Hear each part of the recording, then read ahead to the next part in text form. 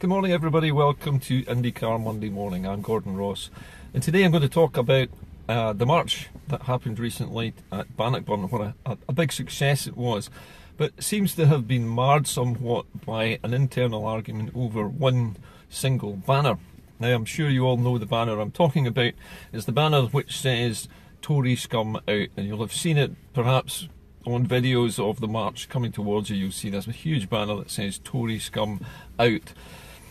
And everybody has been getting in a bit of a lather about this, partly because of what it says, partly because of the words that have been used, and partly because people have some idea that the group who paid for and made the banner have some kind of racist or some kind of other background to them. Now, before we get down the road too far on the truth of the matter, let's just think about this for a moment.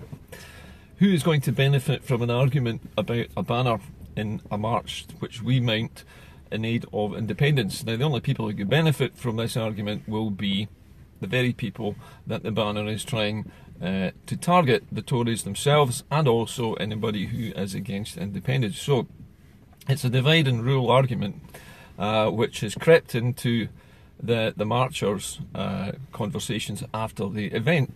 Now, there will always be in any public march people in that march with views that you don't feel comfortable with, or you feel slightly embarrassed by, or who say things or shout things during the march which you might feel slightly cringe-worthy about. Now, there will always be people like that in marches. Everybody who supports independence has different reasons for wanting it. The question is, when you're organising a large march like this and you know it's going to be all over social media, all over video, and perhaps even on television as well, which is a rare event, let's face it, but sometimes happens, what's the first message you want the cameras to focus on when you're seeing that video on your screen, whether it's on social media or whether it's on mainstream? What's the message you want your march to give out? That's the real question here. It's not about whether it's right to say Tory Scum out or not. A lot of people, myself included, hate the Tories with a depth of passion that you wouldn't believe, because we were damaged by them in the past. Our families have been damaged by them, and they're doing damage still. They're forcing people into destitution. They're forcing disabled people to commit suicide. They are revolting.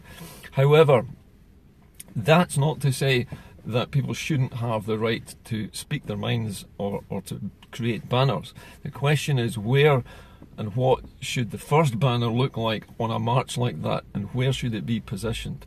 It seems to me, I may be wrong here, that when you're organising a big march, you need to be professional about it, and you need to make sure that where there are gaps in the marches, where there are bands and extra bits of procession, so you've got different groups, that each group is putting out a message that you want the television cameras to focus on, not one that you want the cameras to pan away and just, let's just let that one slide past because it's a bit embarrassing.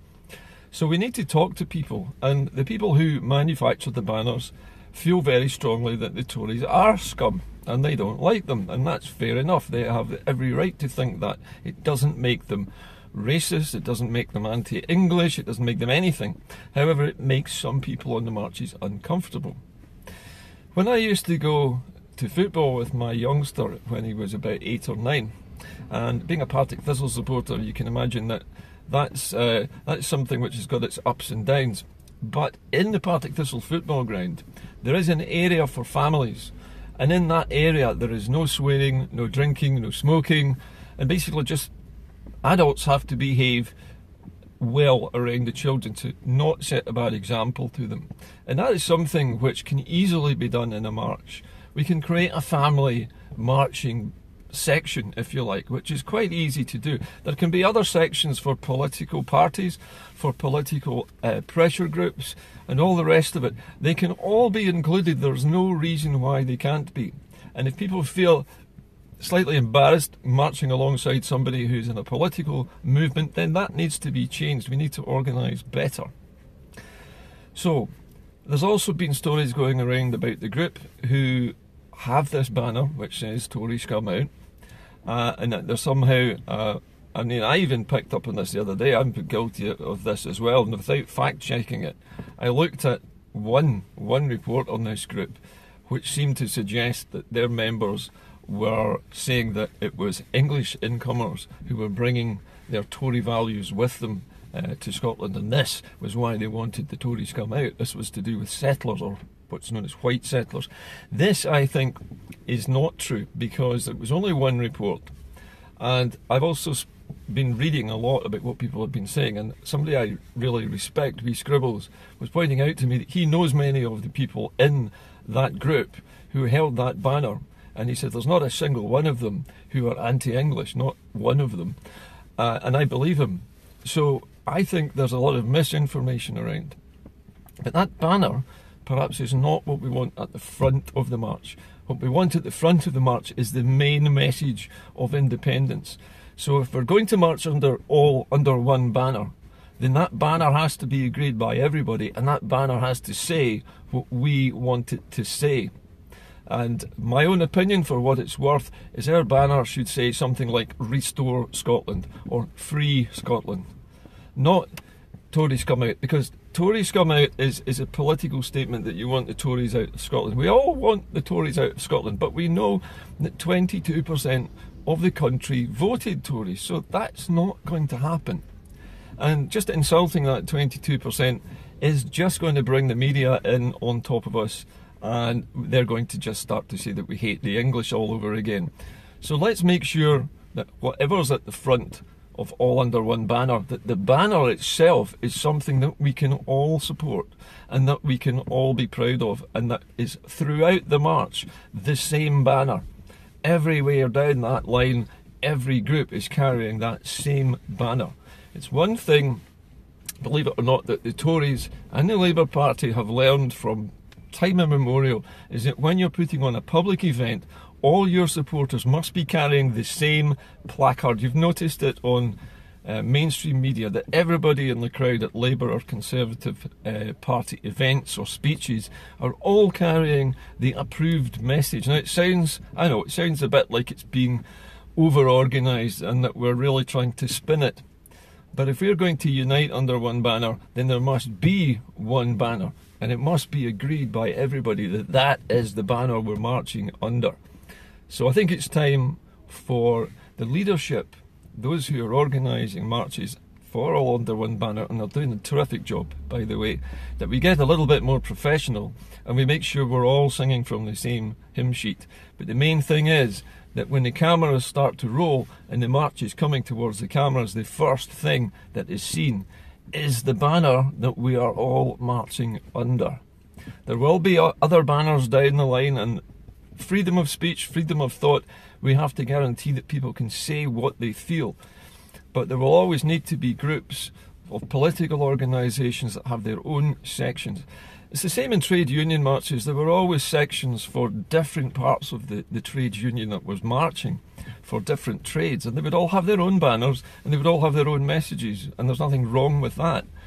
But the front of the queue, or the front of that march, must have the main message of that march upon it. Otherwise, we're not marching under one banner, we're marching under dozens of different banners. It's nice that we are a sort of diverse group, but some people don't feel comfortable with other people, and that's natural. It's just the way human beings are. Some of us are brought up maybe a little bit more middle class, and we find things that words like scum or other profanities that people use in daily life a little bit embarrassing or offensive. Well, that's fine. All you need to do is march in a different part of the procession that's set aside for families, and this is all we need to do. So those are my words of wisdom based on what I've seen in the last few hours and days. But let's keep our marches varied. Let's not ban anybody. Let's just talk to people with banners and say, look, we need to put out one message and we need to all agree what it is. You can carry other banners with you further down the march, that's fine, and we're not going to stop you doing that. But what's at the front of this march is the banner that we are all marching under. And that has to be the thing that we do now. Anyway, that's the end of that little piece of opinion. And that leads me to something really weird. Today it was announced that the British government is secretly to buy the house belonging to the Skripals, the the Russians who were allegedly poisoned, allegedly I say, by a Novichok type of nerve toxin, allegedly. No proof of this has ever been brought forwards.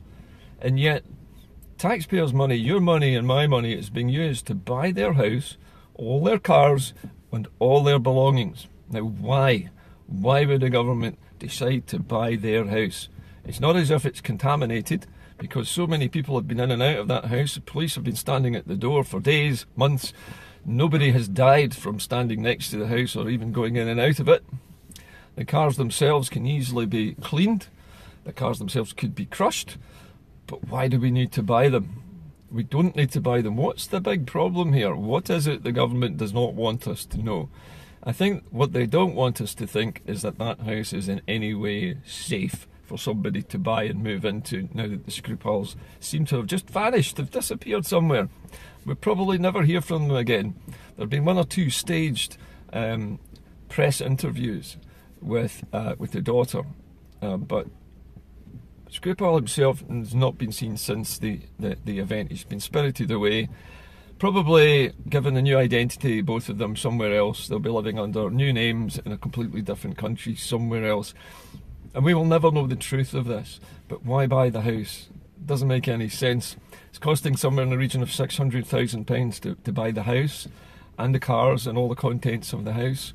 That's money that could be spent or given to the Grenfell Tower survivors to help find or help to build some new houses and accommodation for them. But nope, it's going to be wasted on hiding the evidence of what I think is a massive cover-up, a massive fraud perpetrated to make Russia look guilty of something which it plainly had no connection with, because there's never been any proof of anything to do with the Skripals. I'm not saying the Russians haven't assassinated people in the past, because they have, but in this case, I think this was just, it was just made no sense. There was no reason for the Russians to do this at this time.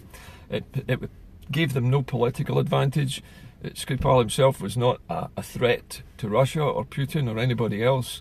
And I think it's just weird that somebody should be poisoned in this way with something which is supposed to be completely fatal, a nerve agent which is designed to kill people in the battlefield, that just makes you a bit sick, and then after a few weeks you disappear and go on to a new life. I mean, if that is a battlefield weapon, then I think most soldiers in the world would be quite happy with that.